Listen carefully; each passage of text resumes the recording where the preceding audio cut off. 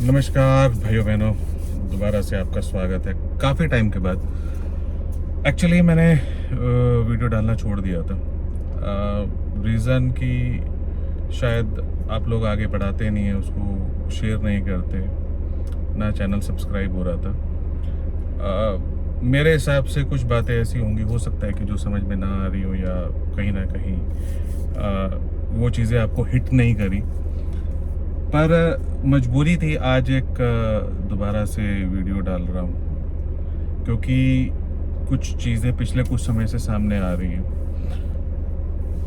सबसे बड़ी बात देश का मुद्दा है, तो नेचुरल सी बात है कि हमें बात करनी पड़ेगी इस बारे में। मैं इसलिए थोड़ा सा मतलब डालने लगा हूँ, अभी डाल रहा हूँ वीडियो, पर असल में मेरा बिल्कुल मन नहीं था डालने का वीडियो। खैर, लेकिन अगर बात अच्छी लगे तो प्लीज़, क्योंकि देश की बात है, इंडिया की बात है, हमारे होनी चाहिए शेयर, और ताकि लोगों तक ये बात पहुंचे। देखिए, मैं नहीं जानता कौन सरकार क्या है क्या नहीं है, मैं ना उस बारे में कोई बात करना चाहता हूँ, बट जो मैं अपनी फीलिंग सिर्फ आप लोगों के साथ शेयर कर रहा हूँ। सबसे बड़ी बात यह है कि आज के दौर में जैसे ट्रंप ने जो झटका दिया, सब जानते हैं ट्रंप ने किस हिसाब से एक ही झटके में सारा। हाउएवर कि हमारे देश की मीडिया उस चीज़ को बता नहीं रही है कि उससे इंडिया के ऊपर क्या इफेक्ट पड़ा है, बट इफेक्ट तो पड़ेगा, और उसमें कोई दो राय वाली बात नहीं है कि इफेक्ट ना पड़े। बट सोचने वाली बात यह है कि इस मुद्दे पर बहुत से लोगों ने, बहुत से देशों ने रिएक्ट किया है। चाइना ने रिएक्ट किया। चाइना ने टैरिफ वॉर के अंदर कहाँ कितना ज़बरदस्त टैरिफ उन पे ठोक दिया अमेरिका पे। तो नेचुरल सी बात है कि डिज़ास्टर तो होना ही है। अब ये टैरिफ वॉर छिड़ चुकी है एक्चुअली कहा जाए तो, और इस वॉर के अंदर में वही सरवाइव करेगा जो टैरिफ भी वसूल करे और प्रोडक्शन पर भी ध्यान दे, एक्सपोर्ट इंपोर्ट में बैलेंस बना के चले। पर चाइना, यूरोप और नामीबिया जैसी छोटी सी कंट्री ने दिखा दिया कि वो लोग इसके लिए कितने तैयार हैं, और कितना वो लोग अपने देश के बारे में सोच रहे हैं। हम लोग भी जनता है भारत की, और ये देश हमारा है। बस इतना रिक्वेस्ट करूँगा कि मंदिर, मस्जिद, हिंदू, मुस्लिम, इन सब मुद्दों से थोड़ा सा हट कर अगर हम थोड़ा सा ध्यान से सोचें तो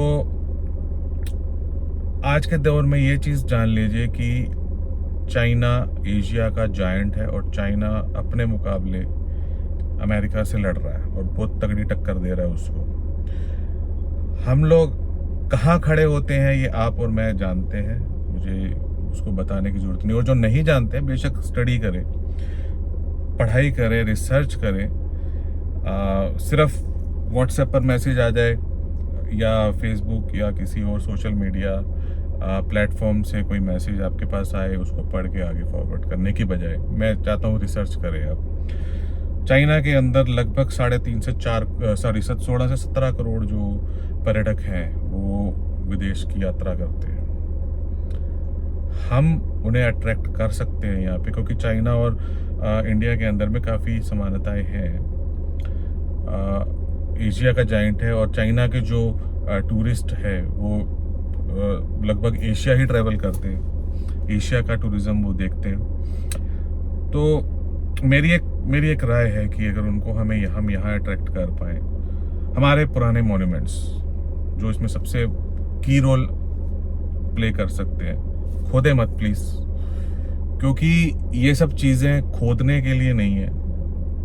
इन सब चीज़ों का हम अगर इस्तेमाल अपने देश की डेवलपमेंट में कर सकते हैं या टूरिज्म को बढ़ाने के लिए कर सकते हैं, तो वो शायद उससे बड़ी देश सेवा या धर्म सेवा मेरे हिसाब से लगता नहीं कि कोई हो पाएगी। क्योंकि खोदने से, तोड़ने से नुकसान हमारे ही देश का है, हमारे देश के पुराने आर्किटेक्चर का है, हमारे देश की जो 200, 500 साल से पुराने बने हुए मॉन्यूमेंट्स हैं उनका है। मेरी रिक्वेस्ट यही है कि तोड़े नहीं, प्लीज़ उसको कोशिश करें कि हम उसका इस्तेमाल किस तरीके कर सकें। दूसरी चीज़ आती है सर कि स्टेम, जिसके ऊपर अगर हम देखा जाए तो पूरी दुनिया ही स्टेम पे चल रही है। STEM, science, technology, engineering and mathematics. ये सबसे बड़ी डेवलपमेंट की कड़ी है आज के दौर में, ये चीज़ जो है। लेकिन इसके अंदर मैंने ना एक छोटी सी चीज़ और ऐड करी है, STEM-N, which stands for nature. Stem पर तो हम अपना रिसर्च करनी ही चाहिए हमें, और सरकार से अनुरोध है कि इस पर थोड़ा सा ध्यान दें। STEM जो शायद हमें विश्व पटल पर एक अच्छी रिकग्नाइजेशन दे सकती है, और जिस 5 ट्रिलियन 10 ट्रिलियन 15 ट्रिलियन इकोनॉमी को हम लोग एक्सपेक्ट कर रहे हैं, वो शायद STEM, वो शायद ही नहीं 100% STEM-N से कंट्रोल हो जाएगी, अचीव भी हो जाएगी। वो नई नई तकनीक इजाद करें, बजाय कि हम इस बात पर ध्यान दें कि फलाना मेरे से आगे निकल गया, उसका धर्म कैसे, ये वो। आई मीन ये सब चीज़ें मुझे नहीं लगता कि देश के विकास में योगदान डालेंगी, क्योंकि घर के अंदर जब लड़ाई होती है तो घर बर्बाद होता है। ये जो जॉइंट फैमिली वाले हैं ना, उनको ज़्यादा पता होगा, न्यूक्लियर फैमिलीज में तो नहीं। पर घर के अंदर अगर 10 मेंबर हैं और 10 के 10 आपस में लड़ रहे हैं, 10 में से 5 एक तरफ है, 2 एक तरफ है, 2 एक तरफ है और एक एक तरफ है, तो वो घर कभी भी डेवलप नहीं होता। वो अगर आप जितनी मर्जी कोशिश कर लो, जो मर्जी जिसका मर्जी साथ दे दो, जो जिस मर्जी पार्टी के आगे पीछे भाग लो, लेकिन अगर घर के अंदर 4-10 मेंबर हैं और आपस में लड़ रहे हैं ना, वो घर कभी भी डेवलप नहीं होगा, तरक्की नहीं करेगा, ऐसे का ऐसे ही ख़त्म रहे हो जाएगा। तो ये बुद्धिजीवी आप लोग हैं, आप सोच सकते हैं इस चीज़ को। तो ये प्लीज़ ध्यान, या हमारा मुद्दा जो है वो स्टेम को लेके होना चाहिए, STEM-N, इसलिए क्योंकि नेचर के साथ हम हैं, अगर नेचर नहीं है तो हम भी नहीं है।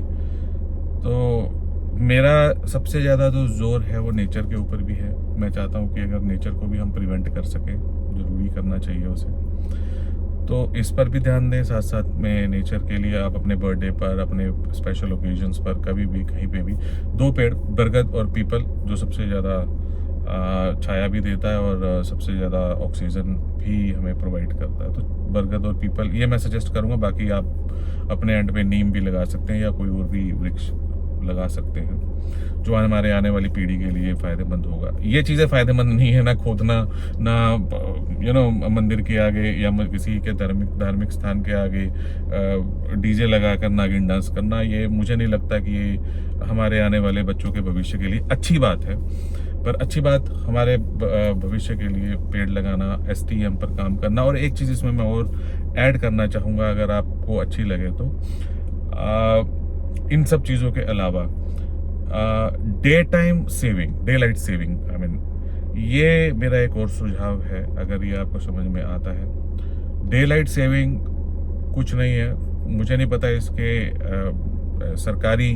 सरकार में इसका किस तरीके से एक्शन हो सकता है, या किस तरीके से वो लोग इस पर काम कर सकते हैं। पर डे लाइट सेविंग एक बहुत अच्छी चीज़ है। अगर इम्प्लीमेंट होती है हमारे देश के अंदर में, तो हमारे देश का जो एनर्जी है उसको कंजर्व करने में बहुत योगदान देगी। करना कुछ नहीं है, दिन का सूर्य, हमारे देश में वैसे भी टाइम अगर देखा जाए तो 2 टाइम जोन अलग अलग है।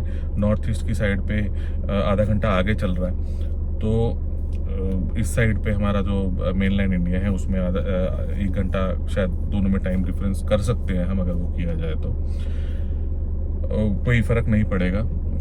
सेकेंडली सर्दियों और गर्मियों का जो टाइम जोन है, गर्मियों में अमूमन हम देखते हैं कि 5-5:30 बजे सूर्योदय हो जाता है और सर्दियों में 6:30 बजे तक होता है। तो अगर हम वो 1 घंटा पीछे कर ले गर्मियों में, तो हमारा जो डे लाइट सेविंग है वो कंजर्व हो सकती है। उससे 1 घंटे की जो एनर्जी होगी वो कंजर्व हो सकती है।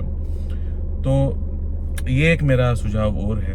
अगर आपको ये तीनों सुझाव अच्छे लगे तो मेरे हिसाब से एक बार आप ज़रूर इसको शेयर करें, लाइक करें और मेरे चैनल को सब्सक्राइब करें, ताकि मैं इस तरीके के और सुझाव आप लोगों के साथ डिस्कस करता रहूं। और अगर कोई कमेंट भी हो, अगर आपको कुछ और आपके तरफ से भी कोई सुझाव हो, तो प्लीज़ उसको भी मेरे को शेयर करें और अपने कमेंट बॉक्स में ज़रूर डालें। एंड वीडियो लंबी ना करूं मैं, तो थैंक यू वेरी मच आज के लिए। मैं काफ़ी टाइम बाद डाला हूं इस उम्मीद के साथ कि शायद इस मैसेज को आप लोग पसंद करें और लोगों के साथ शेयर करें, सब्सक्राइब करें। Thank you very much.